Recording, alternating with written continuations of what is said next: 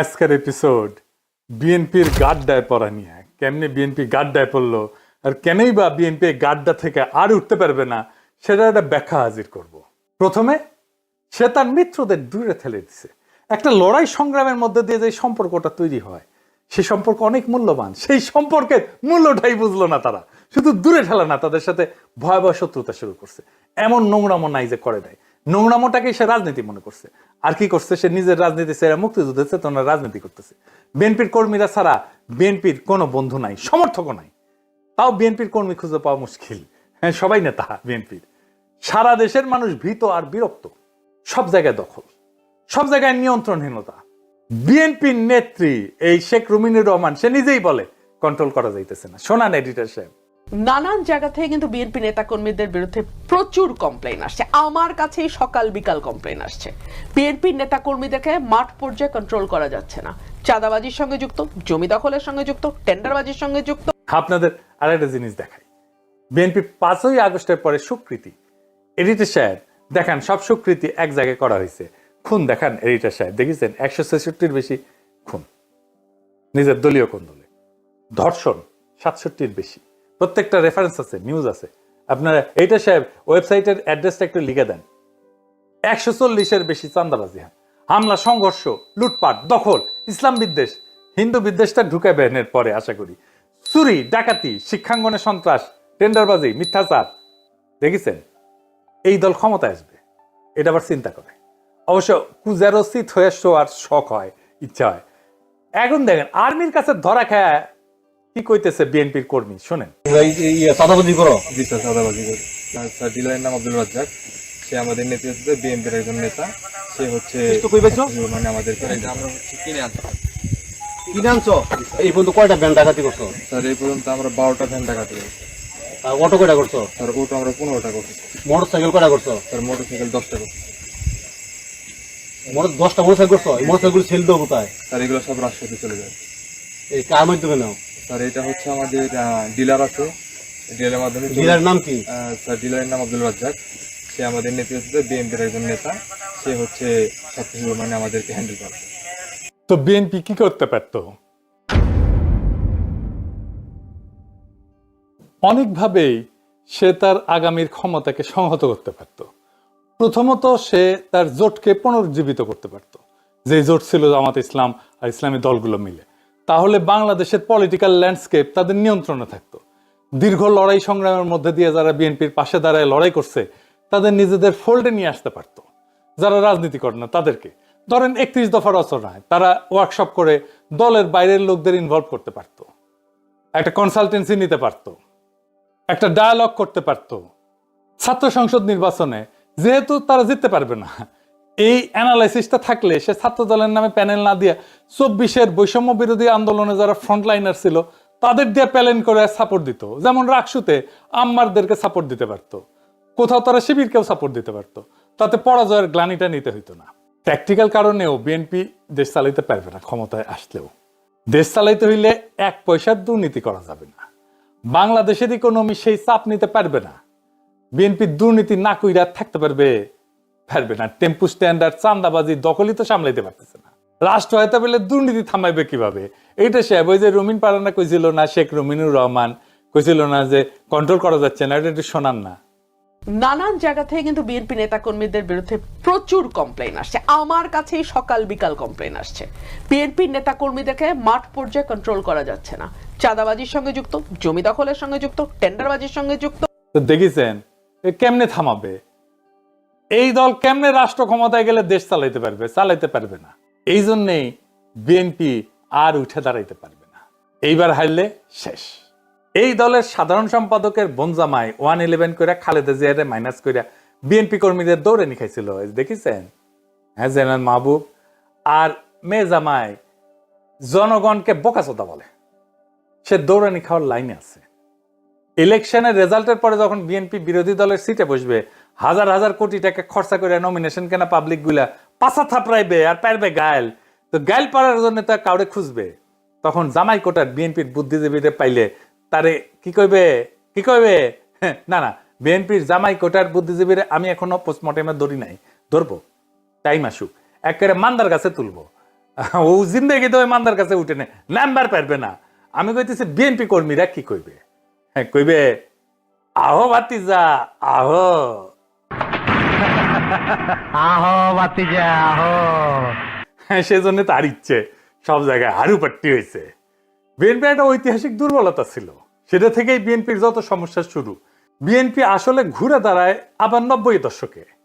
কেন ঘুরে দাঁড়ায় আর কেন আজকে পারতেছে না, সেটা আজকে আমরা বুঝবো। যদিও বিএনপি ওয়ালারা গালাগালি করবে, করুক, বিএনপির ভুল থেকে শিক্ষা নেওয়ার দরকার আছে অন্য রাজনৈতিক দলগুলোর। বিএনপির ঐতিহাসিক দুর্বলতাটা কি ছিল? বিএনপির জন্ম শেখ মুজিবের জয় বাংলা হওয়ার পরে, ফুটে হয়ে যায় 1975 15 আগস্টে। তারপরে শেখ মুজিবের উৎখাত করলো গুটি কয় ইয়াং সেনা অফিসাররা, বাকশাল বিলুপ্ত হইল। এইটা যে একটা বিপ্লবী পরিবর্তন হইল, এটা কোনো রাজনৈতিক দল ওন করলো না, ধারণ করলো না, এমনকি জাসদও করলো না, চাইনিজ বামেরাও করলো না, যদিও এরা মুজিবের শাসনের বিরুদ্ধে লড়াই করেছে। এই রাজনৈতিক শূন্যতা পূরণ করলো এইসব বিএনপি। অ্যান্টি আওয়ামী লীগ সবাই যাইয়া জড়ো হইল বিএনপিতে। এই যে মুক্তে পাইয়া যাওয়া পলিটিক্যাল সাপোর্ট, সেটাকে বিএনপি কনসলিডেট করতে পারলো না, করলো না, মানে যেটাকে কয় সংহত করা। সারা দেশে তো anti Mujib, anti Baksal sentiment. এরকম অবস্থায় বিএনপি গণমানুষের বিপুল সমর্থন পাইতে থাকলো। জিয়াউর রহমানও কর্মঠ নেতা ছিলেন, সারা দেশে পায়ে হেঁটে জনসংযোগ করতেন, তত্তর করে সংগঠন আগাইল। আর জিয়া তখন ক্ষমতায়। সরকারি দলের তো কিছু সমস্যা থাকে, তারা ক্ষমতা বলয়ের মধ্যে থাকে জন্য এক ধরনের আত্মতুষ্টিতে ভোগে, লড়াইয়ের স্পৃহা থাকে না, লড়াইয়ের ক্ষমতাও থাকে না। বিএনপি আসলে রাজনৈতিক দল হিসেবে গড়ে না উঠে হয়ে উঠছিল একটা রাজনৈতিক মিলনস্থল, যেখানে মুসলিম লীগ, আওয়ামী লীগের বিচ্ছিন্ন অংশ, বাম ঘরানার ন্যাপ, সামরিক প্রশাসনিক বৃত্ত সবাই নিজেদের জায়গা খুঁজে পায় এক নতুন জাতীয়তাবাদের নামে। বিএনপির এটাই ঐতিহাসিক দুর্বলতা, এবং এর কারণে বিএনপিতে যা যা ঘটনা ঘটছে দুর্বলতা হিসেবে, সেটা একটু ভেঙ্গে ভেঙ্গে আমরা একটু বুঝি। আসেন সেটা একটু দেখি। 1 নম্বর দুর্বলতা, বুদ্ধিজীবী এবং নাগরিক সমাজের সঙ্গে অর্গানিক সম্পর্ক গড়ে তুলতে না পারা। জিয়া যুগে বিএনপি জন্ম নেয় সেনা এবং প্রশাসনিক উদ্যোগে, তৃণমূলে না কিন্তু। তাই দলের সঙ্গে নাগরিক বা চিন্তাশীল সমাজে সিভিল যে ইন্টেলিজেন্সিয়া, এটার একটা প্রাকৃতিক বিশ্বাসের সম্পর্ক গড়ে ওঠেনি। ফলে নাগরিক সমাজ আওয়ামী লীগ ঘরানার সঙ্গে অনেকাংশেই যুক্ত থাকে, এবং এখন আছে কিন্তু, সেটা দেখে। এবং বিএনপি হয়ে ওঠে পাওয়ারের দল, চিন্তার দল না। অর্থাৎ বিএনপি রাষ্ট্র চালাইতে পারে কিন্তু রাষ্ট্রের ধারণা তৈরি করতে পারে না। এই জন্য দেখেন আওয়ামী লীগ আমলে বিএনপি কোনো ন্যারেটিভ তৈরি করতে পারেনি, anti Awami League. 2 number, intellectual লিডারশিপের বদলে প্রশাসনিক নেতৃত্বের প্রাধান্য আছে। জিয়া নিজেই সামরিক বাহিনী থেকে আসছে, তার চারপাশে ছিল আমলা, সেনা কর্মকর্তা, মুসলিম লীগ ঘরাগানার রাজনীতিবিদ। ফলে দলটা প্রশাসনিক শৃঙ্খলা এবং বাস্তব নীতির মধ্যে আটকে যায়, তাত্ত্বিক বিতর্ক বা সাংস্কৃতিক রাজনীতি গড়ে ওঠে না। যেমন ধরেন সালাউদ্দিন সাহেব, সে কিন্তু একজন আমলা ছিল, ব্যুরোক্রেট, হ্যাঁ বিসিএস দেওয়া ব্যুরোক্রেট, পলিটিশিয়ান না কিন্তু। আওয়ামী লীগের এটা ছিল না। তার রবীন্দ্রনাথ, নজরুল ছিল, পশ্চিমবঙ্গের সাথে একটা ঐতিহাসিক সাংস্কৃতিক সম্পর্ক ছিল, বিএনপির ছিল না, এরকম কোনো মৌলিক একটা আখ্যান ছিল না। 3 নাম্বার, বাংলাদেশি জাতীয়তাবাদ কিন্তু একটা বিপ্লবী ধারণা ছিল, কিন্তু বাঙালি জাতীয়তাবাদের বিকল্প হিসাবে রাষ্ট্রভিত্তিক একটা জাতীয়তাবাদ ছিল। কিন্তু বিএনপি ধারণাটাকে চিন্তাগতভাবে ব্যাখ্যা এবং ইনস্টিটিউশনালাইজ করতে ব্যর্থ হয়। এর ফলে ধারণাটা হয়ে পড়ে আওয়ামী বিরোধী স্লোগান, কখনো কোনো ইতিবাচক জাতি চেতনার ভিত্তি হিসাবে তৈরি হতে পারেনি। অর্থাৎ বিএনপি জানে সে কি না, কিন্তু জানে না সে কি হইতে চায়। 4 নাম্বার, ইসলামী ঘরানার সাথে রাজনৈতিক সমঝোতা কিন্তু সাংস্কৃতিক বিচ্ছিন্নতা, মানে সে সমঝোতা করছে কিন্তু ইসলামিক ঘরানার সাথে তার সাংস্কৃতিক বিচ্ছিন্নতা আছে। বিএনপি ইসলামপন্থী ভোট ব্যাংক এবং গোষ্ঠীকে যুক্ত করে, কিন্তু ইসলামী সংস্কৃতি, শিক্ষা বা নৈতিক রাষ্ট্রচিন্তা নিয়ে তাত্ত্বিক কোনো কাজ করে না। ফলে ইসলামী ভোট ব্যাংক তখনই তার সাথে থাকে যখন সে জামাতের সঙ্গে থাকে, কিন্তু ইসলামী জনসমাজের মন জয় করতে পারে না সে।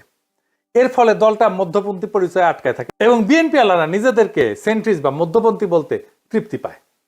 তা একদিকে সে ধর্ম নিরপেক্ষ নাগরিক সমাজ তাকে ভয় পায়, অন্যদিকে ধর্মীয় সমাজ তাকে অবিশ্বাস করে। এই দুয়ের মাঝখানে সে ঝোলে। 5 নাম্বার, বুদ্ধিজীবী উৎপাদনে ব্যর্থতা। আওয়ামী লীগ সরকারে না থাকলেও বিশ্ববিদ্যালয়, সাংবাদিকতা, এনজিও সেক্টরে তার সাংস্কৃতিক প্রভাব কিন্তু বজায় রাখে। বিএনপি কখনো নিজস্ব চিন্তা নেতা, গবেষণা প্রতিষ্ঠান, থিঙ্ক ট্যাঙ্ক তৈরি করতে পারেনি। এর ফল বিএনপি ক্ষমতায় থেকেও রাষ্ট্রবিজ্ঞানের বা ইতিহাসের বয়ান গড়ে তুলতে পারেনি। সুতরাং প্রতিবারই আওয়ামী লীগের বয়ানই জাতীয় বয়ান হয়ে যায়, আর বিএনপি শুধু রিয়াকশন দেয়। 6 নাম্বার, মধ্যবিত্ত এবং শিক্ষিত শ্রেণীর সঙ্গে সংযোগ হারানো। 80-র দশকের পর থেকে বিএনপি ক্রমে ব্যবসায়ী, প্রশাসনিক, এলিট এই শ্রেণী কেন্দ্রিক হয়ে ওঠে। শহরে মধ্যবিত্ত তরুণ প্রজন্ম এবং বিশ্ববিদ্যালয়ের রাজনীতিতে তার উপস্থিতি ক্ষীণ হয়ে পড়ে। ফলে বিএনপি হয়ে যায় একটা অ্যাডমিনিস্ট্রেটিভ পার্টি উইদাউট মরাল ইমাজিনেশন। তার ভেতরের যে নৈতিক কল্পনা এটা থাকতে হয় একটা রাজনৈতিক দলের ভেতরে, সেটা নাই হয়ে যায়। বিএনপি রাষ্ট্র ক্ষমতা দখলে সফল হইলেও রাষ্ট্রের নৈতিক, সাংস্কৃতিক, বুদ্ধিবৃত্তিক বয়ান নির্মাণে একটা ব্যর্থ দল। এটা এমন একটা রাজনৈতিক সংগঠন যার ইডিওলজিক্যাল সফটওয়্যার সবসময় দাঁড় করা, কখনো সামরিক শৃঙ্খলা থেকে, কখনো ইসলামপন্থীদের থেকে, বা কখনো আওয়ামী বিরোধীদের থেকে, বা কখনো আওয়ামী লীগ থেকেই। পরিণতিতে এই দলটা পতিত হয় একটা পরিচয়ের সংকটে পড়া দল হিসাবে। বিএনপি জানে সে আওয়ামী লীগ না, কিন্তু জানে না সে আসলে নিজে কি। ইসলামপন্থীদের কাছে অপর্যাপ্ত, নাগরিক সমাজের কাছে অগ্রহণযোগ্য, তরুণ প্রজন্মের কাছে অপ্রাসঙ্গিক। এই কারণে দলটা একদিকে ক্ষমতা পেতে পারে, কিন্তু দীর্ঘমেয়াদে আদর্শিক উত্তরাধিকার সৃষ্টি করতে পারে না।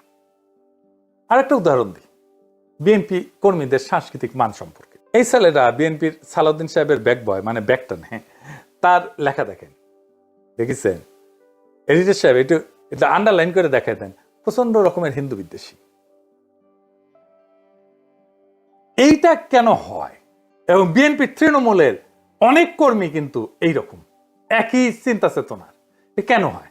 এর কারণ ধর্মীয় স্তরে ইসলামকে নৈতিক এবং জ্ঞানমূলক পদ হিসেবে বিবেচনা না করে রাজনৈতিক পতাকায় পরিণত করছে, এবং সাংস্কৃতিক স্তরে ইসলামী সভ্যতার মানবিক, শিল্প, সৌন্দর্যিক ঐতিহ্য থেকে বিচ্ছিন্নতা। আর রাজনৈতিক স্তরে প্রতিপক্ষকে সে শত্রু বানায়, আনুগত্য সংহত করার কৌশল নেয়। বিএনপির সাংস্কৃতিক এবং নৈতিক দুর্বলতা সবচেয়ে গভীর রূপ হইল এই যে তারা ইসলামকে চেতনা হিসেবে না দেখে অস্ত্র হিসেবে ব্যবহার করে। ফলে ইসলাম তাদের কাছে হয়ে ওঠে রাষ্ট্রের বৈধতার প্রতীক, কিন্তু হারাইছে তার সভ্যতাগত, মানবতাবাদ, সহিষ্ণুতা, আত্মসমালোচনার ক্ষমতা। ফলে বিএনপি কর্মীর চোখে অমুসলিম প্রতিপক্ষ আর মানুষ না, সে কেবল একটা আদার, অপরতা, যাকে ঘৃণা করা যায়, কারণ দলীয় মতবাদ তাকে নৈতিকভাবে সেটা শিখায়। তো এইটা বিএনপির ফুটসলদের অবস্থা দেখাইলাম। বিএনপির এলিটদের বিশ্লেষণ আর একদিন দেখাবো, ওই জামাই কোটার বুদ্ধিজীবী আছে না, ওটাও দেখাবো আর কি। তো এবার আসেন, এই যে খালেদা জিয়ার সময় যে বিএনপি উঠে দাঁড়াইলো এরশাদ বিরোধী আন্দোলন টাইমে 90 দশকে, কেন দাঁড়াইলো? সানাউল হক নিরু আর ওনার ভাই মাহবুবুল হক বাবলুর উপরে ভর কইরা, এইটা স্বীকার করতে হবে। বিএনপির বুড়ানেতারা এরশাদের সাথে সিস্টেম করে ফেলছিল। এই দুইজন খালেদা জিয়ার পাশে এসে দাঁড়ায়, সারা দেশে এক নবজাগরণ শুরু হয় ছাত্র দলের হাত ধরে। এইভাবেই নবজন্ম নেয় বিএনপি। জিয়াউর রহমানের বিএনপি দারুণ জনপ্রিয় দল ছিল, কিন্তু ক্ষমতায় থাইকা এত দুর্বল হয়ে পড়ছিল যে এরশাদের কুশে ঠেকাইতে পারে নাই। সেই বিএনপি আবারও তারুণ্যের শক্তি হারায় ফেলছে। বিশ্ববিদ্যালয়গুলোতে সে আর জিততে পারতেছে না, এমনকি থার্ড পজিশন পাইতেছে, সেকেন্ডও হইতে পারে না। এটাই হইতেছে বিএনপির আর একবার পরাজয়। এবার আসেন দেখি আওয়ামী লীগ কেন দীর্ঘ সময় শাসন করতে পারছিল, হাসিনার কোন ট্রিক কাজ করছে যেটা কখনোই বিএনপি পারবে না। আপনি দেখেন আওয়ামী লীগ যখন এরশাদ বিরোধী আন্দোলন করতেছিল সেই সময়টা যদি পর্যালোচনা করি আমরা, তাহলে দেখবো লীগ প্রথমে করলো 15 দল, মনে আছে না? এই 15 দল কি? এই 15 দল হলো বাকশালের দল প্লাস মুজিবের আমলের বিরোধী দলগুলা, মানে 1971-এর পুনর্নির্মাণ করলো সে 15 দল করে। সে ফিরে গেল সেই সময় যখন সবাই আওয়ামী লীগ নেতৃত্বে আস্থা রেখা মুক্তিযুদ্ধের লড়াই করতেছে। মুজিব আমলে যারা মুজিবের বিরোধিতা করছে তাদেরকেও হাসিনা তার মিত্র বানাইতে পারছে। হাসিনার এইটা ছিল একটা মাস্টার স্ট্রোক। মুজিব যাদের পোষ মানাইতে পারে না, হাসিনা তাদের পোষ মানাইছে। হাসিনার সরকার ছিল আওয়ামী লীগ প্লাস মুজিবের বিরোধিতাকারীদের সরকার। হাসানুল হক ইনু, দিলীপ বড়ুয়া, রাশেদ খান মেনন সরকারে ছিল। সে হেফাজতের একাংশে নিজের ফোল্ডে নিয়ে ফেলছে, কমই জননী উপাধি পাইছে। সে নিজে যার বিরোধিতা করছে সেই এরশাদের দলকেও সে সাথে দিছে। সে সোসাইটিতে থাকা যত আওয়ামী বিরোধিতা ছিল তার বেশিরভাগ বিরোধিতাই নিজের ভিতরে নিয়ে নিউট্রালাইজ করার চেষ্টা করছে, এবং সাকসেসফুলি সেটা পারছে। তাই মুজিব 4 বছর টিকলেও সে 4 গুণ সময় টিকছে, 16 বছর টিকছে প্রায়। সে তার ঐতিহাসিক বয়ান মুক্তিযুদ্ধের চেতনার উপরে দাঁড়ায় শাসনের বৈধতা চাইছে। যারা তার সরকারে ছিল না কিন্তু এক সময়ের মিত্র ছিল তাদেরকে সে কিছুই বলে নাই। সিপি বাসদের কথা ধরেন, একটা নেতাকর্মী একদিনের জন্য জেলে যায় নাই, দেশ ছাড়া হয় নাই, একটা ফুলের টোপাল তাদের গায়ে দেয় নাই হাসিনা। আর কি করছে? যে কয়টা বিরোধী রাজনৈতিক দল ছিল তাদের রাজনৈতিক সংগ্রাম করার ক্ষমতাকে নিশ্চিহ্ন করে দিছিল। ছাত্ররা নেতৃত্ব দিতে পারছিল জন্যই হাসিনা উৎখাতের লড়াই সার্থক হইতে পারছে।